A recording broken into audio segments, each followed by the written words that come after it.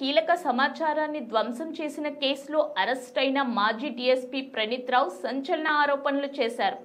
Special intelligence bureau మాజీ chief Prabhakar Rao ఆదేశాల మేరకే తాను నడుచుకున్నట్లు చెప్పారు. ఎస్ఐబి కార్యాలయంలో దాదాపు 50 హార్డ్ డిస్కులతో డేటాను చెరిపేశానని, వాటి స్థానాల్లో కొత్తవి పెట్టానని పంజాగుట్ట పోలీస్ స్టేషన్లో ప్రణీత్ రావు వాంగ్మూలం ఇచ్చినట్లు తెలుస్తుంది.